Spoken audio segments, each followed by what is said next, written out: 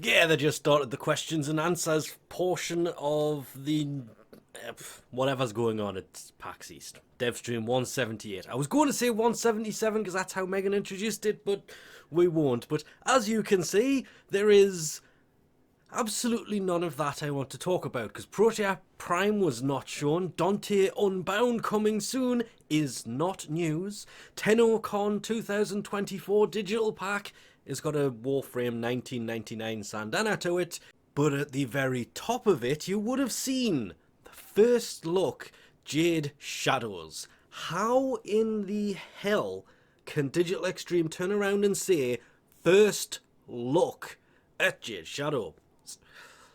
Technically, it's nothing more than a picture.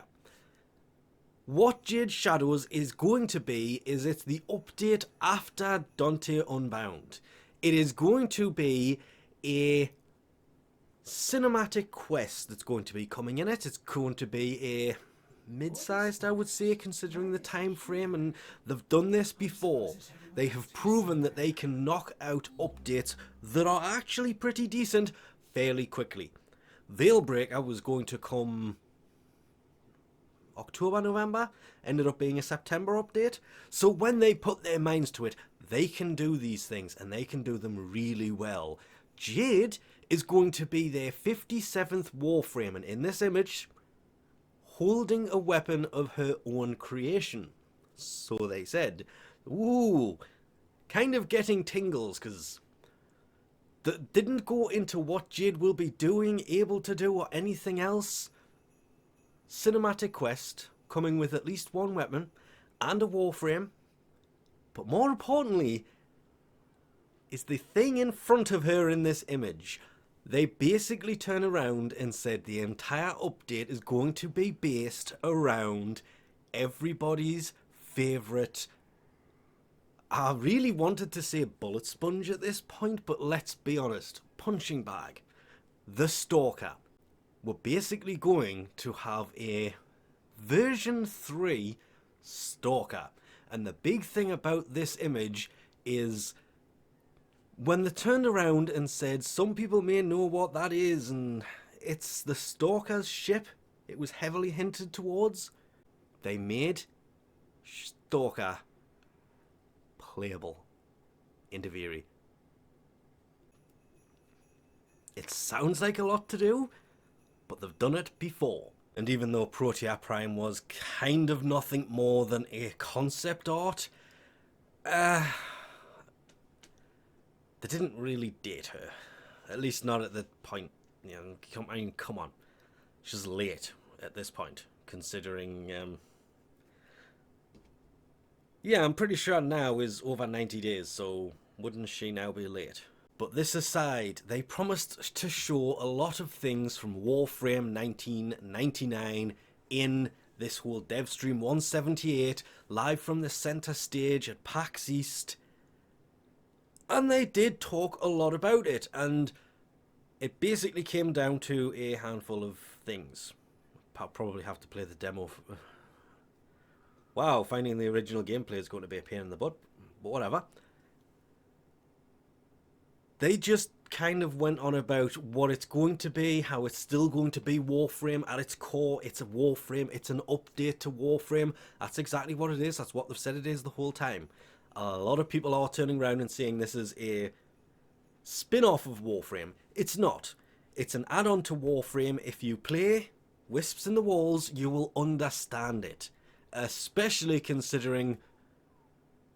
Well, I'll just use gameplay from Wisps in the Walls quest, the beginning of it, considering what they showed for Warframe 1999, we've already played in Warframe as part of that whole quest sequence. They then kind of went on about proto-frames, and my brain didn't go where you think it may, it went straight to here. The proto-frames are not a skin. They are not a new style of frame. But they are a variation of a frame. I hate to be the bearer of bad news for Digital Extreme who want to rechange the meaning of proto. Volt's proto skin has been in the game for quite some time. Are we just going to completely ignore this? That's right, Excalibur proto armor. This also exists in the game. Albert is not Excalibur.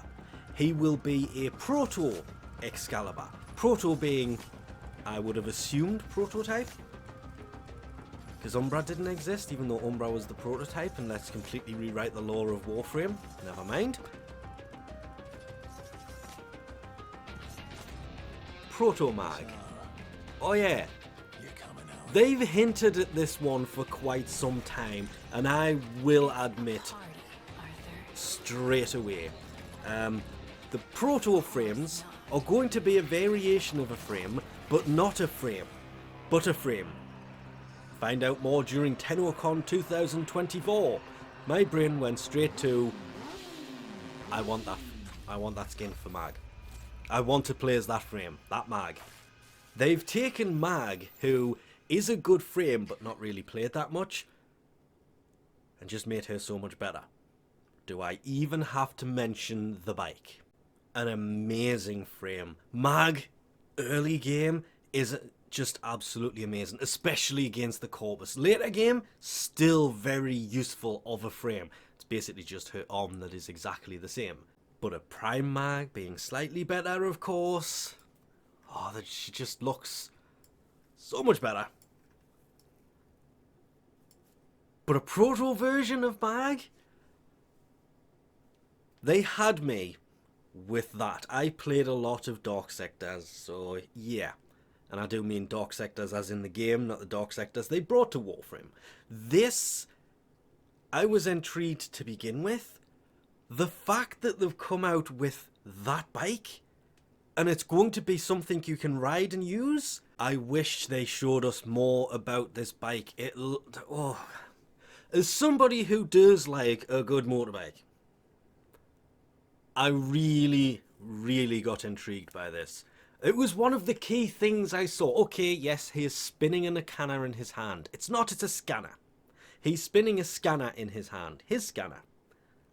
Nakana. Thing. I seen that, I thought that's a nice animation. Why don't we have an idle animation for Excalibur that does that? And then I noticed what he was leaning on and what was behind him and the amount of detail that went into it. And as it kind of scanned around and we saw Mag that they had promised to show us. Proto-Mag. These are going to be semi-playable characters. Bring in Volt. That's the only thing I want them to do in Warframe 1999. The first major update, their 0.1 update after Warframe 1999 lands Proto-Volt. Proto-frames will be a new variation of a frame, but not a frame. But they are a frame, because they're a skin you can put on your frame. So Proto-Excalibur and Proto-Volt exist already and are currently in Warframe. What does this mean going forward?